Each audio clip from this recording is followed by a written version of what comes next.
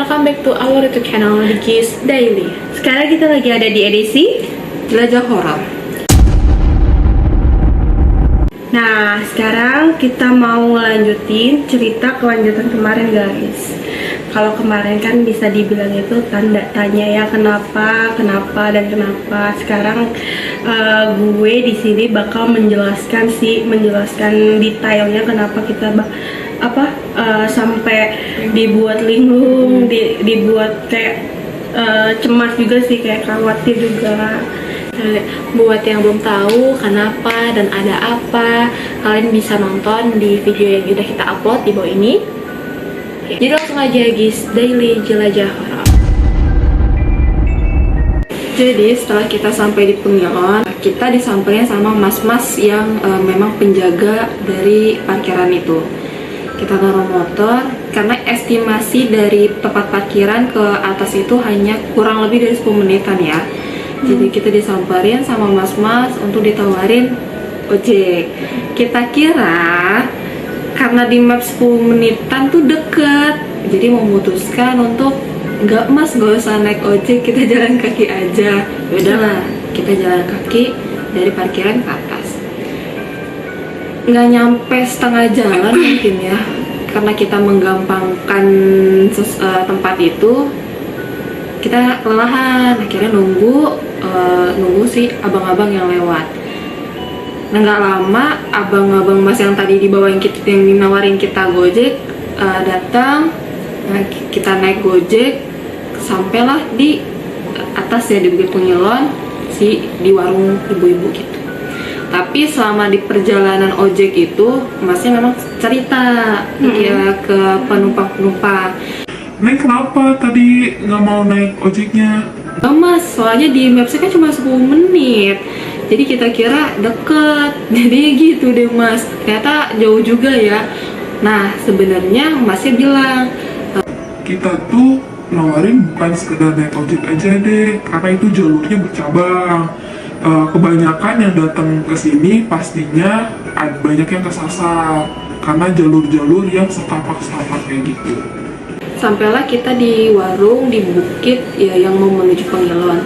Ibu-ibunya sempat ngasih tahu ke kita, Nah ini dek, kalau mau ke Bukit Pengilon belok kiri ya, jangan belok kanan atau lurus. kita mulailah perjalanan ke Bukit Pengilon, jalan kaki. Kita itu posisi di depan lagi gitu ya, Dia memimpin perjalanan kita. Ya udah, jadi tuh kita jalan cuma bilang, Git, arah mana dikit, kanan kiri. Bener gak sih? Terus lu jawab apa deh waktu itu? Terus waktu Kanan. itu gue itu jawab belok kanan, karena sependengaran gue, ibunya tuh bilang gini, Neng nanti dari sini lurus, nanti lurus aja, ntar di situ ada bambu, terus belok kanan, ikutin aja ada bambu. Nah jadi yang gue denger tuh kanan gitu, karena ada bambu kan, dan memang pas kita belok kanan tuh ada jalan. Jadi kayak oh ya udah deh, makanya kayak ngambil kanan kan. Nah pas sudah gitu ya gue kira tuh bener gitu loh, nyampe kanan ya karena emang ada jalan gitu. Cuman tuh gue sempet pas sudah nyampe, tadi kita nyampe pas belokan kanan tuh kita nyampe ke yang namanya Watu Sego, kalau nggak salah namanya Puncak Watu Sego. Itu gue tuh sempet kayak mikir dan bilang ke teman-teman gue ini, ke mereka, kok tempatnya nggak kayak ada di TikTok ya, karena kan kita dapat referensi tempat itu dari TikTok, dari berbagai sosial media lainnya ya kan. Wah menarik nih, tapi kok beda gitu. Oh mungkin harus masuk lagi nih, turun lagi ke bawah, karena kan kita di atas kan, turun ke bawah. Kita mungkin turun kok nggak ada juga, sampai ada temen gue, ada satu orang lagi, dia bilang apa di sebelah sana ya, yang which is kalau dia di sebelah sana itu udah beda bukit. Jadi jalannya itu ya kita turun banget, dan kita nggak tahu di bawah itu apakah ada landaian, ada tanah yang landai gitu, atau malah justru jurang gitu kan. Tapi kita kayak udah deh stop sini aja, karena emang kebetulan itu panas banget kan. Ya Jadi kita mutusin cuma di situ doang, foto-foto, lanjut gitu balik. Lanjut abis itu karena memang panas banget, kita juga nggak kuat. Udah deh kita naik aja dulu deh ke atas, balik ke warung ibu itu tadi. Ternyata Nah, gue mau bukan menambahin sih, kayak mau merevisi gitu apa yang salah dari mereka berdua. Jadi tuh emang ibu-ibu itu udah hampir bilang 3 kali ke gue, ke kita deh, bukan ke gue doang. Jadi bilang Nanti lurus aja, ambil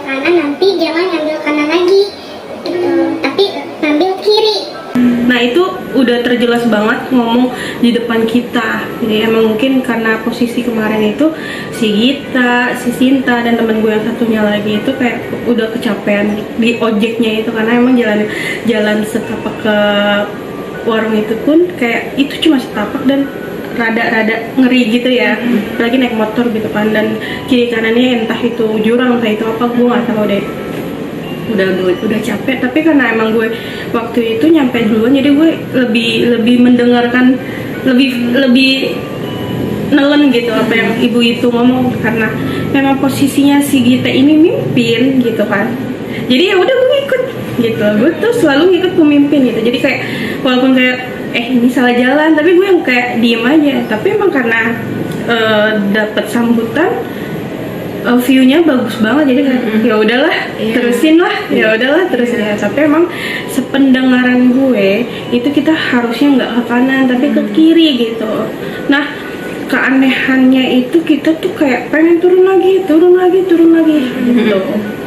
Tapi itu memang anehnya belum terlalu terlihat jelas sih, tapi kayak mau turun terus kayak kita mencari sesuatu apa sih yang ada di bawah gitu. Kayak entah kita mencari view atau apa gitu. Oke, kita turun lagi yuk sampai gue yang orangnya itu nggak bertahan. Tapi kayak udah ikut aja. Akhirnya kita balik lagi ke warung itu dan kita cerita sama si ibu, Bu, kalau yang ke kanan itu bukannya pengiler apa gimana sih? Iya itu bukan pengiler, Neng. Kan tadi ibu bilang jangan ke kiri, jangan ke kanan, jangan ke kanan. Tapi kenapa kalian ke kanan? Harusnya ke kiri. Oh, yang ada tulisan camping gitu ya, camp chair gitu lah. Iya ke sana, ke kiri. Neng harusnya ke kiri. Nanti kalian bakal ketemu Bukit Pengilon. Ternyata memang kita di situ udah salah jalan. Iya. Tapi nggak ngerasa kayak ya udah, cuma karena mungkin pas kita kesana pun ada rasa kayak ini juga kita salah. kesel sih nggak ada ya. Kesel karena emang kayak view-nya bagus gitu juga, cuma kayak lebih kecapek aja sih gitu, sama kayak kesalah tapi kok kalian nggak ada ngingetin gitu. Karena emang dari gue tuh gue nggak tahu apa karena mau gue capek oleh apa gimana tuh kayak yaudah kanan nanti ada bambu, belok kanan lurus aja, yang gue denger gitu kan. Kayak ya udah deh. Nah pas ibunya bilang salah tuh kayak oh yaudah deh nggak apa-apa, toh view-nya bagus gitu. Kita juga dapat foto-foto bagus lah. Terus ketika kita sampai lagi ke warung itu, ibu itu memberitahu lagi nih ke kita kalau emang mau ke sana kita ibu antarin ke sana gitu. Ya udah kita berempat ini kompromi siapa yang mau ke sana. Akhirnya Gita, Sinta dan satu lagi teman gue itu mengiyakan mau ke sana, tapi gue enggak. Karena satu, untuk permasalahan pertama ya, gue itu lagi nggak enak badan banget. Jadi yang kalau gue paksain pasti gue bakal ya entah gimana lah gue gitu. Soalnya udah nggak kuat gitu. Akhirnya gue memutuskan untuk tetap di warung dan mereka ini jalan ke Bukit Pengilon.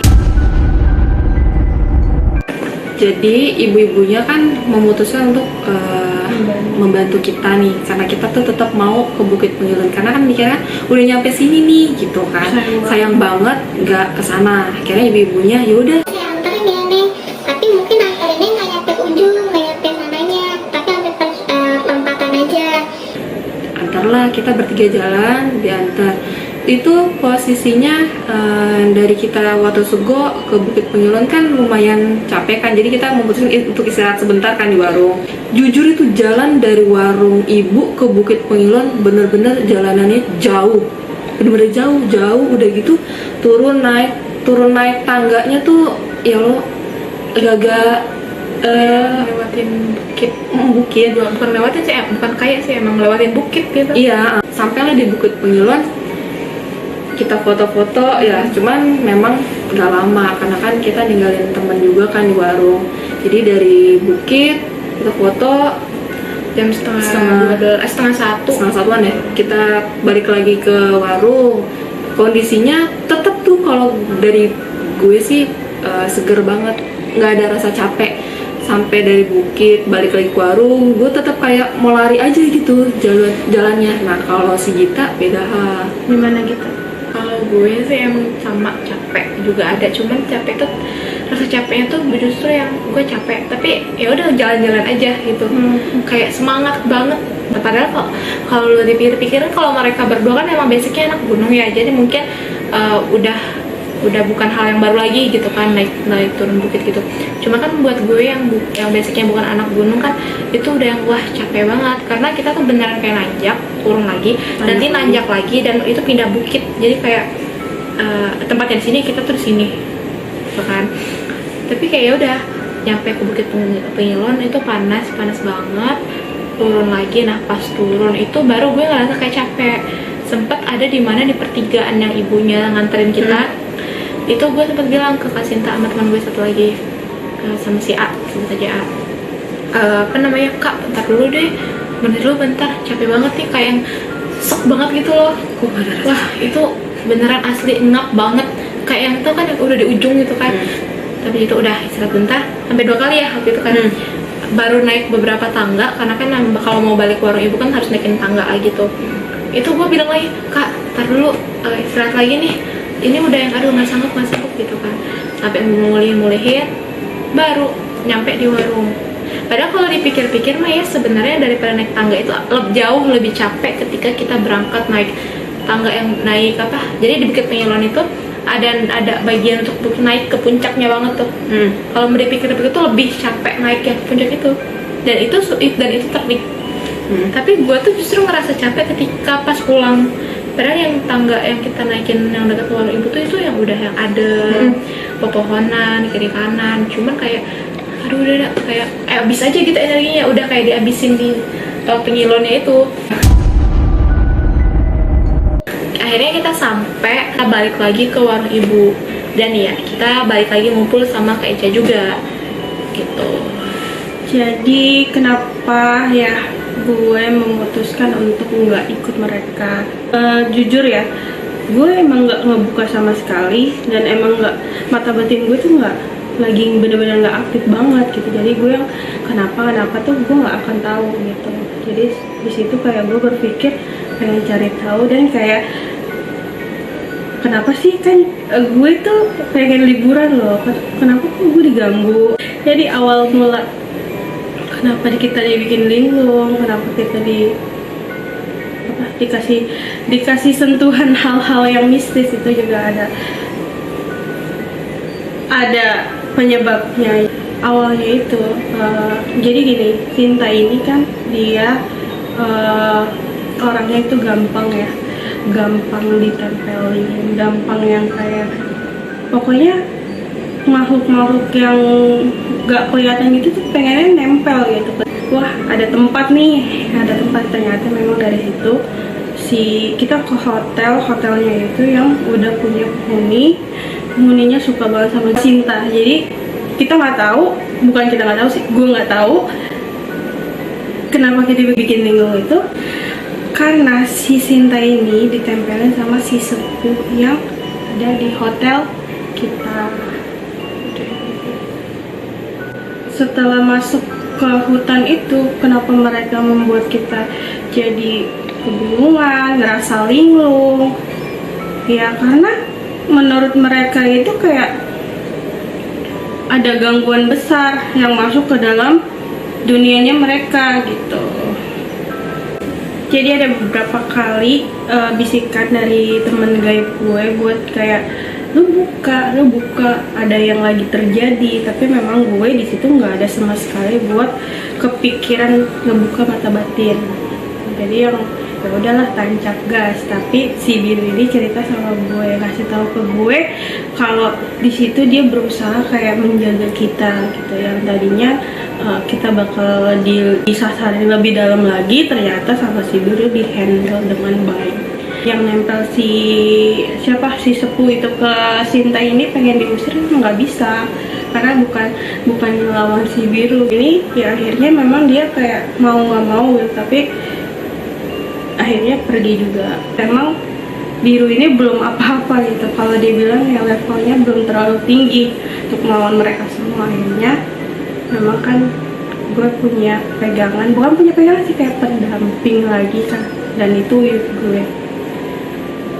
Dan si Biru minta tolong sama si Uyut ini buat kayak negosiasi ke mereka biar kita nggak dibawa lebih dalam lagi. Gue nggak tahu ceritanya kayak gimana, dia cuma bilang si Uyut melakukan transaksi biar kita nggak dibawa terlalu dalam.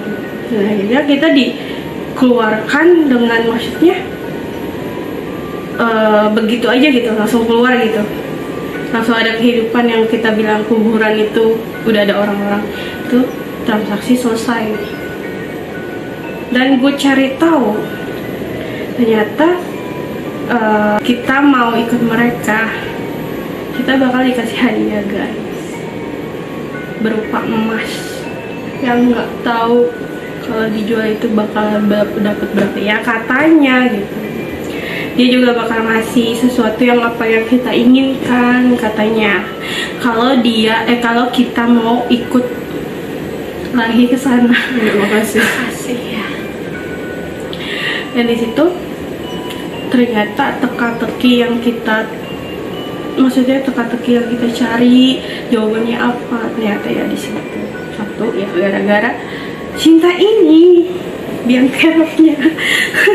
Nggak tahu saya, mohon maaf. Biang keroknya maksudnya ada aja yang nempel yang kita nggak tahu. Biasanya kan memang kalau gue jalan kemanapun gue selalu buka mata batin, dan itu pertama kali gue jalan sama mereka dan nggak gue buka sama sekali. Jadi gue yang kayak nggak bisa, ada mau deket juga nggak bakal bisa gue handle gitu. Biasanya kan tepok itu kenapa bukan main asal tepok, jadi kayak ya gue tahu yang lagi ngedeketin Gita, yang ngedeketin Sinta gitu. Tapi kemarin memang pure gue nggak buka sama sekali, jadi gue nggak tahu. Ternyata nggak mudah juga ya nutup mata batin, jadi gue nggak tahu apa-apa gitu ya kan. Yang biasanya gue tahu dia nggak tahu apa-apa. Terus kesalahan kita mau ke Pengiluan itu bukan kesalahan sih, jadi kayak ada anak kecil, dia sosok anak kecil laki-laki yang kalau menggambarkan laki-laki sekitaran umur 10-9 tahunan, 9-10 tahunan lah. Dituntunlah kita sama dia untuk ke Watu Sego, padahal kan kita tujuannya bukan ke Watu Sego, kita harusnya ke Pengiluan. Dan di sini peran si Biru itu ada lagi, tapi memang sama si Biru didiemin karena menurut Biru itu si anak kecil ini kayaknya merindukan seseorang. Kenapa merindukan seseorang? Jadi dia mengajak kita ke sana, katanya pengen disamperin, entah ya itu jasadnya ada di sana di Watu Sego yang ke arah Pengiluan kita salah jalan, atau memang dia ngerasa kesepian ya. Yang diarahin sama ibu ke kiri, nah kita ngambil ke kanan karena si bocil ini, anak kecil ini katanya bilang kalau omongannya dia tuh kayak gini, kakak kesini ya gitu, kakak kesini ya, aku ada di sini, aku ada di bawah, aku ada di bawah kak gitu. Dia sambil nangis. aku di bawah. Setelah kita ke bawah terus itu kita ada beberapa kali beneran kita ke bawah banget ya. Dan emang di situ ada bawah lagi, emang beneran kayak di bawah lagi itu ada jurang lagi. Jadi memang tinggi banget ya lautannya, itu kayak di bawah bener-bener lautan yang gak ada pantainya gitu. Jadi kayak kalau kita ke bawah itu kayak bukit ke bukit gitu loh. Nah dari situ kita ke bawah, mereka si anak kecilnya itu ngerasa seneng banget, ngerasa seneng katanya, Ayo kak ke bawah ke aku. kata dia gitu. Tapi siapa ya yang bilang ayo udah yuk, capek kita ke atas yuk, panas. Nah dan kamu ya, si Gita bilang udah yuk capek. Si anak kecil itu kayak marah nangis dia kayak narik, tapi yang di situ katanya si Biru udah ngehandle kita. Jadi anak kecil itu narik siapa? Narik Gita. Karena katanya Gita mirip kakaknya gitu. Nah setelah gue ditinggalkan sendiri, bukan ditinggalkan sih, tapi gue memang memilih untuk sendiri. Pergilah mereka ke ke Bukit Pengiluan, ya kan. Setelah memang di situ posisinya kan harusnya gue sama si ibu warung itu kan, ternyata si ibu warung itu nganterin mereka bertiga nih buat ke Pengiluan, dan akhirnya gue coba kayak buka mata batin.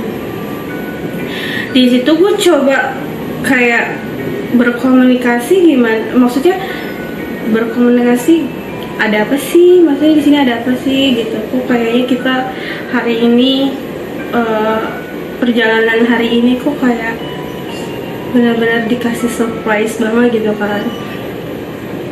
Akhirnya tiba-tiba ada sosok kepala hitam gitu, tapi badannya batu-batu yang agak ke ijo-ijoan, dia bentuknya besar banget. Di situ gue yang langsung ya gimana ya, karena baru buka lagi jadi kayak shock gitu. Udah gitu bukan cuma dia doang lagi yang gue lihat, jadi banyak banget seisi bukit itu kayak langsung terlihat sama gue. Tapi gue lebih menuju ke penguasanya gitu, kayak memang dia gitu, dia yang tertua di situ. Gue coba berkomunikasi, ternyata dia langsung tiba-tiba pas gue buka mata batin itu dikejutkan dengan suara dia yang kaget lah gue. Di situ juga gue rada langsung kayak gue selamat kayaknya gitu. Akhirnya gue kayak coba bilang, mohon maaf, ini kenapa ya di sini ya kok saya dibuat bingung gitu kan, itu termasuk kawasan simbah juga gitu, kenapa ya. Terus dia langsung bilang, Kalian ini membawa yang tidak-tidak. gitu. Dia bilang kayak gitu, membawa gimana mbak gitu kan. Kalian membawa yang seharusnya nggak dibawa. Gitu. Kenapa dibawa-bawa, seharusnya kalau mau kemana-mana nggak usah dibawa-bawa gitu. Gimana caranya gitu kan, namanya setiap manusia itu ya kadang ada pendampingnya, ada apa sih, kembaran gitu, kodamnya. Saya akan membawa teman kamu yang kedua itu, dia nggak nyebutin si teman yang satu lagi nih, yang si A gitu. Siapa, gue bilang gitu kan. Gue bilang, wah Sinta nih, gue demi apa di situ posisinya gue langsung mikirin si Sinta nih. Gue bilang gini, dan sebelum ngebuka mata batin terus si Biru juga bilang, aku ikut ini ya, ikut mereka ya gitu, aku mau jaga mereka ya gitu. Oh ya udah gitu, istilahnya bahasa manusianya gue sama temen lah, istilahnya bahasa gue ngomong sama temen lah. Oh ya udah, sana gitu. Terus gue memang langsung kayak kepikiran, iya kalau gue nggak naruh mereka mungkin takutnya kenapa-napa kan. Akhirnya ya udah gue mutusin buat ngeiyain apa yang Biru ngomong. Nah di situ sempat langsung kaget juga, ngebawa temen gue, dan untungnya memang Biru udah ada sama kalian gitu. Apa yang kita lakukan itu terlalu Sefatal itu. seburuk itu buat kawasan ini? Tidak, dia cuma bilang Tidak, saya menyukai mereka berdua. itu langsung kayak kacau sih nih, kalau gue pulang sendiri kan nggak lucu gitu kan. Gue panik. Akhirnya gue coba bernegosiasi lagi nih sama kawasan sana lah, jangan gitu, karena kalau memang kamu bawa mereka ya kamu harus berurusan sama pendamping saya gitu. Terus kayak bukan nantangin sih, lebih kayak iya masa iya gue serahin gitu kan, itu nggak mungkin gitu ya. Kalau emang perang sekalian gitu istilahnya ya, ya udah. Kalau emang terus gue ngomong kayak gitu, siapa pendamping kamu gitu kan, gue langsung panggil ibu.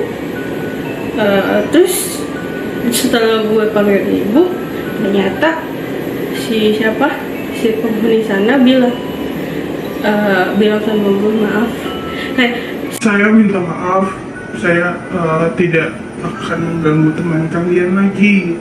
warung itu belum nyampe ke warung lagi, jadi gue masih yang kayak berkomunikasi. Pas ibu datang, bukan ibu warung bukan ibu warung guys, jadi ibu pendamping gue.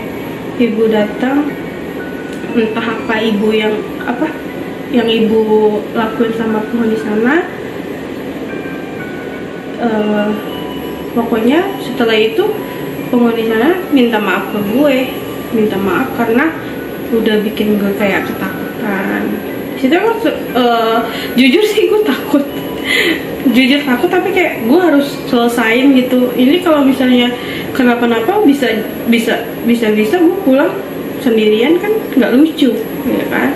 Dari situ ya udah, setelah ibu warung itu tiba-tiba datang, terus dibilang sama ibu, Jangan bengong. gitu, kenapa Neng bengong?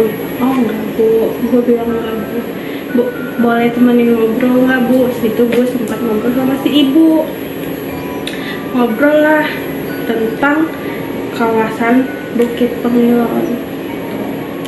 Jadi memang sering banyak banget kayak kita nih, warga-warga kita, maksudnya warga-warga dari Jakarta lah, dari mana yang berwisata ke Pengilon itu kadang dibuat aneh, dibuat linglung juga.